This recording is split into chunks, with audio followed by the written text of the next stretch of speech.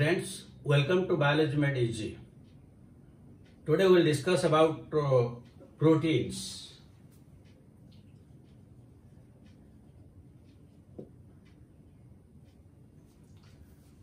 Proteins are polymers of amino acids. That means when several amino acids will combine together, it will give rise to a protein. But again, we know that in the protein there are 20 different types of amino acids. So when 20 different types of amino acids are there, which one will combine with which one in a definite sequence? That means the proteins, they are not formed by a single amino acid, by combination of different types of amino acids. That is why the proteins are heteropolymers. This is very important. And the proteins are formed due to polymerization between amino acids. So how that polymerization takes place? This is one amino acid.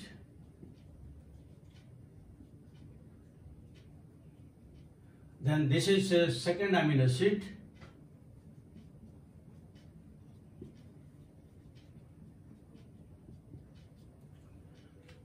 Now how they will combine together? You see, this is the first amino acid, this is the second amino acid. The hydroxyl group of the first will combine with one of the hydrogen of the second amino acid. And one molecule of water will be liberated. That means now the bond which will be formed between the carboxyl group and amino group, carboxyl group of first amino acid and amino group of the second amino acid, by condensation, dehydration, this bond is known as peptide bond. This is known as peptide bond. So how the peptide bonds are formed? Now this will be C, then C, double bond O, then N, H. This C, then C, double bond O, N, H. This is known as peptide bond. So previously we have discussed how the glycoside bond was formed, how the ester bond was formed in case of the lipids, and this is the peptide bond. These three are very important from examination point of view. So when this peptide bond is formed, again you see this question is very important. When peptide bond is formed, it is formed between the carboxyl group of the first amino acid and the amino group of the second amino acid. It is never reverse. Never reverse. That means the carboxyl group of the second one and the amino group of the first one. What is always the carboxyl group of first and the amino group of the second one. So in this way, when likewise, when hundreds of amino acids will form in the, suppose 100 amino acids there, then in the first amino acid this amino group is there. That means this is N terminal. And suppose 500 amino acids there, in the last you will find carboxyl group. So this is known as C terminal. That means in each protein, the starting point is known as N terminal and the end point is known as C terminal. Then another important thing. When two amino acids combine together to give rise to a peptide bond.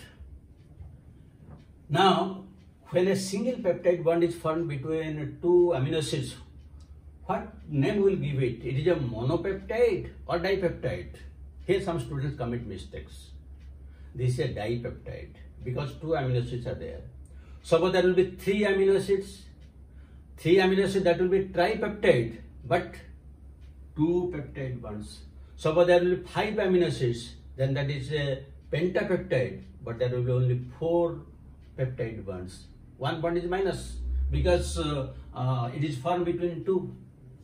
So the number of water molecules that will be liberated will be n-1 if n is the number of amino acids. So in this way, the proteins are formed. But which amino acid will combine after which one, that is depends upon the DNA that will be transcribed to mRNA, and according to codons of mRNA they will be arranged. That is a separate thing. But here we have to discuss on these things. Now the proteins are classified in different ways. There are different types of classification, but one of the very common classification is according to their physical structure, and according to physical structure they are classified as primary protein, secondary protein, then tertiary protein, quaternary protein, like that. So first, suppose you take primary protein. In primary protein, now I have drawn the diagram: amino acid number 1, amino acid number 2, amino acid number 3, and so on, amino acid number n. Just we have shown in the structure. That means when a chain of amino acids are combined together, it gives rise to a primary protein. This primary protein is usually non-functional. Unless it is converted to other types of proteins, it will never function. So always it remains like this. Then this second type, is the secondary protein. Now you see, in the primary protein, it gives rise to a linear sequence. And what type of bond is there? Only one type of bond, that is peptide bond. But when a secondary protein will be formed, there will be two types of bonds: peptide bond and hydrogen bond. And depending upon their arrangement, the secondary protein is again of two types. It may be alpha helix or it may be beta pleated sheet. In case of alpha helix, one single polypeptide chain will coil like this. It will coil like a staircase. So these are the different amino acid number 1, amino acid number 2, amino acid number 3, amino acid number 4, 5, 6, 8, like that there. So between two amino acids there is peptide bond. But here, when one amino acid combines with another, this is usually during coiling, one amino acid combines with its fourth one in this coil. Suppose this will be the first one, so which will be the fourth one. If it is first one, then fourth one is the fourth one. Suppose it will be fifth one. Suppose this is the fifth one, then next will be eighth one, because fifth, sixth, seventh, eighth one. That is why the turn is said to be 3.5. Because in the first amino acid, the carboxyl group will combine with the amino group. So that is why it is known as 3.5. And the 3.5 it is attached, but with the fourth one. So this is known as alpha helix, and the common example is keratin of hair. Keratin of hair.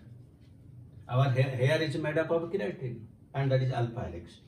But when it will give rise to beta pleated will be, instead of a single polypeptide chain, there will be two or more polypeptide chains.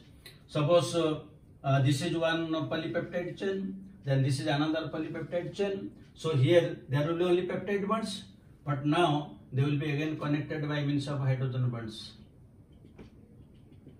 So two types of bonds are there. So it gives rise to a sheet-like structure. And the common examples are keratin of feathers. Keratin of feathers, and also the keratin of feathers, the birds' feathers, they are made up of keratin. And again, these two, both of them move in the same direction, it is parallel. Or if they will move in the opposite direction, they are anti-parallel. That means the polypeptide chains may be parallel or they may be anti-parallel. So this is how the secondary proteins are formed. Now you come to the third type of protein, that is tertiary protein. In case of tertiary protein, you will get 5 types of different bonds. Third type is tertiary protein. Here you will get 5 types of bonds: peptide bond, hydrogen bond, disulfide bond, ionic bond, and also you will get van der Waals forces. These are the different types of bonds are there. As a result of these different types of bonds, the protein is coiled. It gives rise to a coiled structure and looks like a ball of wool, loosely arranged ball of wool it appears. It looks like a ball of wool which is loosely arranged, and now it gives rise to a three-dimensional structure. That means with the help of five types of bonds, when it is coiled, it gives rise to a three-dimensional structure and looks like a ball of wool, and only in this coiled structure it is functional. That means the secondary protein is giving only two structures but not functional. The tertiary proteins are only functional, and the example is enzymes. All enzymes are tertiary proteins. So this is very important. All enzymes are example. Now if you come to quaternary proteins, quaternary proteins are just like this tertiary proteins. When different types of tertiary proteins combine together, it gives rise to a quaternary protein. Suppose this is one protein, then this is another protein, this is another protein, like this. When different types of proteins combine together, it gives rise to quaternary protein. And the best example of quaternary protein is hemoglobin.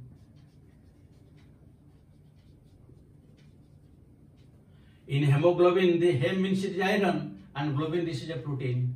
And in this protein, there are 4 polypeptides. 4 polypeptides, 2 alpha chains and 2 beta chains. So this is the structure of hemoglobin that is present in our blood, which carries oxygen.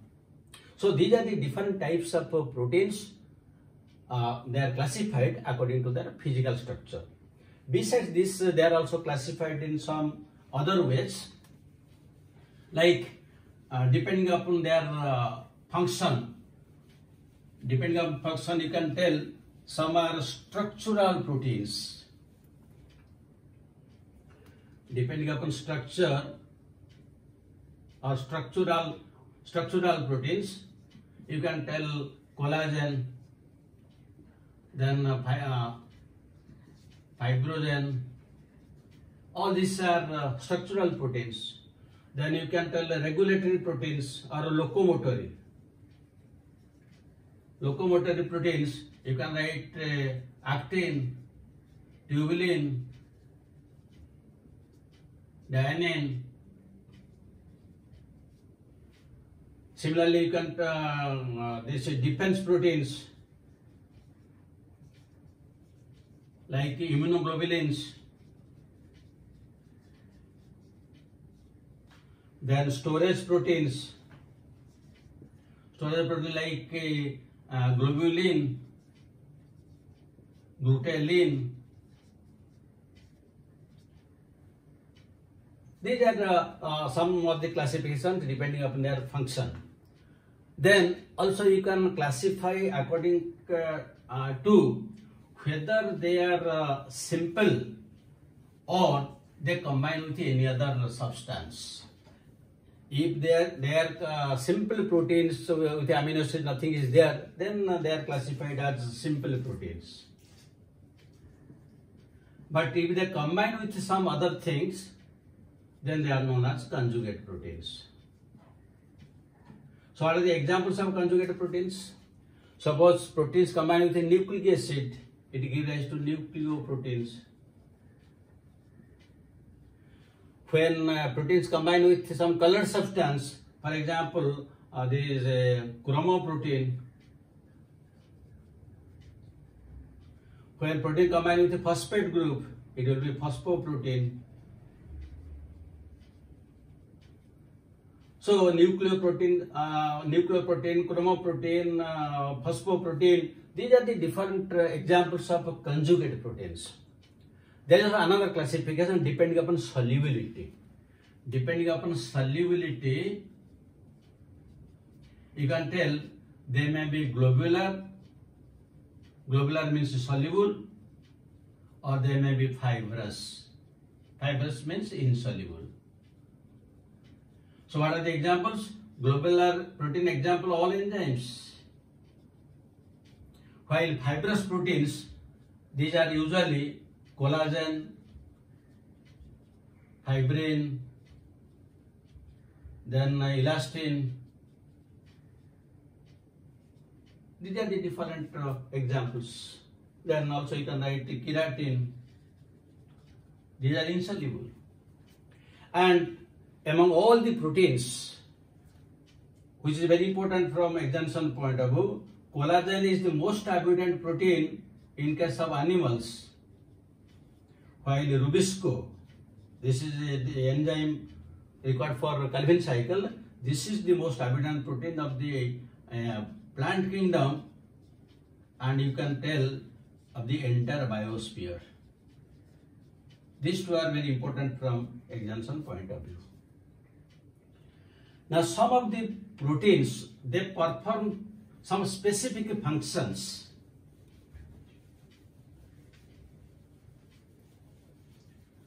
For example, if we take the case of collagen, what is the function? It forms intercellular ground tissue. Then if you take trypsin, then its function is enzyme. Then you take the case of insulin, this functions as a hormone. If you take the case of antibody, these are all proteins, then it fights against pathogens. Then the receptors, their main function is they function as sensory part.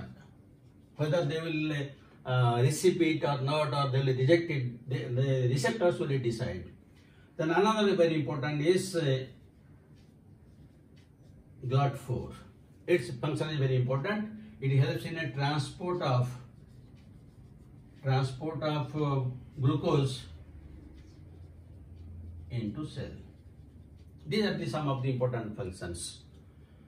So with this, our discussion about proteins is complete. Now I will give you 1 or 2 questions.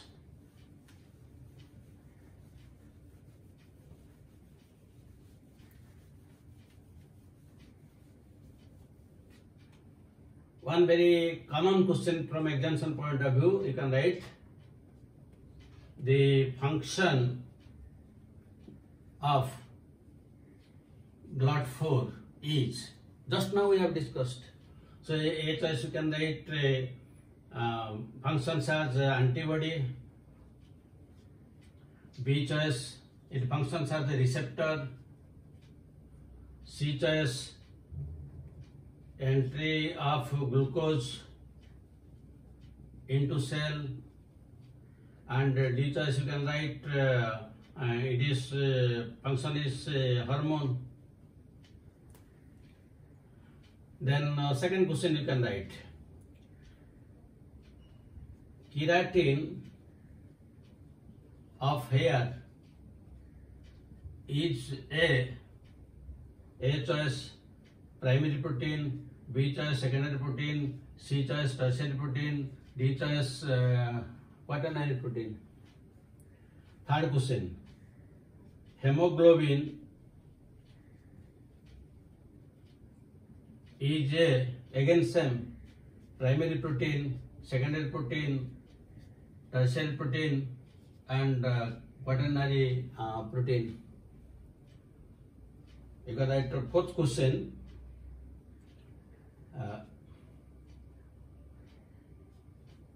peptide bonds are formed between A choice COC, B choice you can write CONH,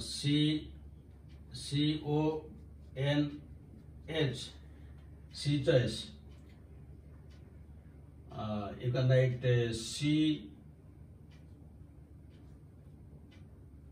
CO you can write OC, and D choice you can write COH.